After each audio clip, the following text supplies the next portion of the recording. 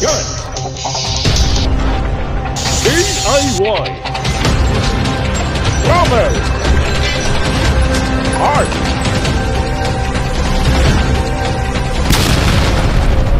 ROC. Out of the box. Idol, isang magandang araw po sa ating lahat. At ang topic po natin ngayon ay maglalagay po tayo ng temper glass dito sa ating cellphone. So ito po yung mga idol, may binili po akong temper glass. Ayan, tapos ito naman po yung cellphone ko na nasira. Pinapalitan ko po ng LCD. Ayan. So ito po yung lalagyan ko ng temper glass ngayon mga idol. Magdi-DIY po tayo ng temper glass. Ito po yung nakatape pa po yan mga idol kasi nilagyan ng tape nung naglagay ng ng LCD para daw po doon sa doon sa kumapit yung pandikit na nilagay sa gilid. So ito po mga idol, tatanggalin ko na yung yung nilagay niya na tape.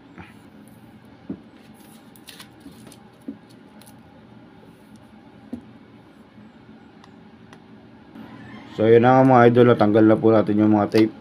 At ayan, tinanggal na po natin yung pinaka doon sa screen ng LCD.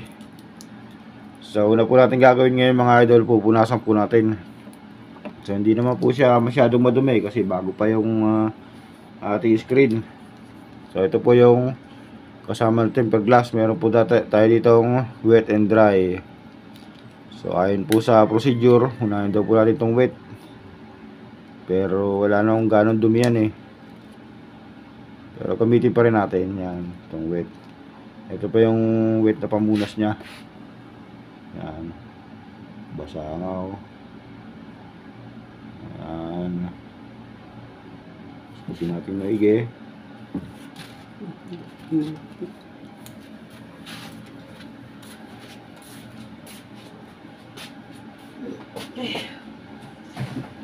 So after po nung wet, dito naman tayo sa dry. Patutuyin po natin. Yan po, gamit itong dry. So yan mga idol, medyo madilaw po yung aking daliri kasi nagayat po ako ng luyan dilaw kagabi. Ginawa ko pong salabat, turmeric ba, turmeric. Ayan, tapos ito po yung dry na pangkuskus. Kuskusin po natin ang dry. Patutuyin po natin yan mga idol. Gamit itong dry na pangpunas. Dapat one way. Ayan, one way. Ayan mga idol. Hindi po siya ganong natutuyo. Tapos hindi na natin kinaskus nung ang wet. Kasi malinis naman. Yan, antayin lang po natin hanggang sa matuyo.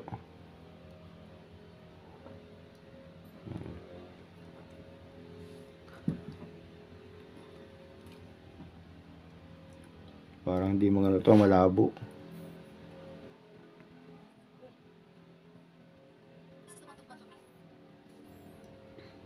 Ayan. So okay na po siya mga idol.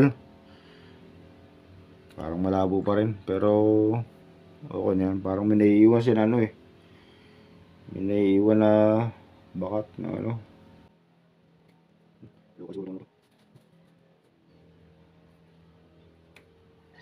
So yan na siya mga idol Hindi pa rin malinaw. Pero okay na yan. Papalitan pa rin naman natin yan pag nasira. So ito po yung temper glass natin mga idol. Yan, kukunin na po natin. Tatanggalan natin ng yun lang. Yan. Yan, tanggalan na po natin ng nakadikit. So unahin po natin dito sa i-align natin. Yan, ganyan siya kung saan meron tayong i-align dun daw na. Yan, bahala na mga idol.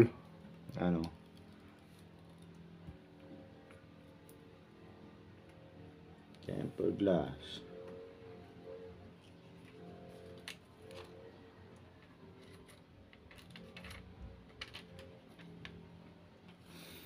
So yun po mga idol, unahin natin dito sa i-align natin. Ayan.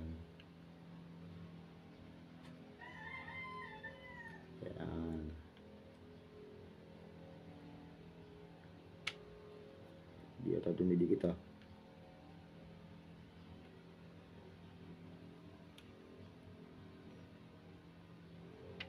Tamang alignment. Yan, didiin po natin dito sa portion na to, sa una nating dinikit.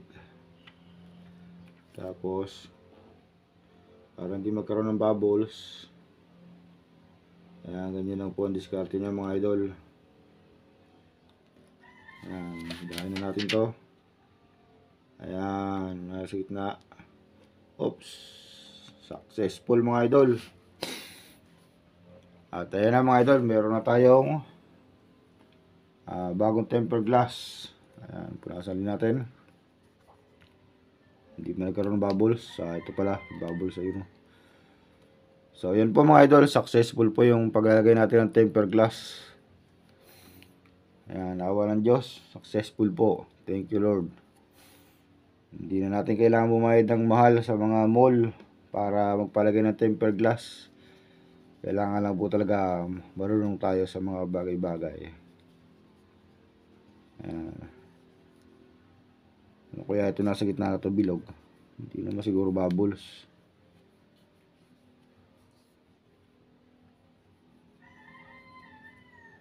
Ayan, medyo tabingi po yung pagkakalagay natin. O, tabingi nga. Kasi maano dito. Pinibis to pa. O, pero okay lang yan. Papalitan pa rin naman natin yung mga idol. At least hindi na tayo bumaya, di ba? Sa mga ano, o di ba? Malinaw. Ayan, ito lang yung pangit doon sa pinalagay kong LCD. Hindi na gumagana yung ano niya dito, yung fingerprint doon sa likod. So yan po mga idol, hanggang dito na lang po ang vlog natin sa araw na to. Thank you for watching mga idol.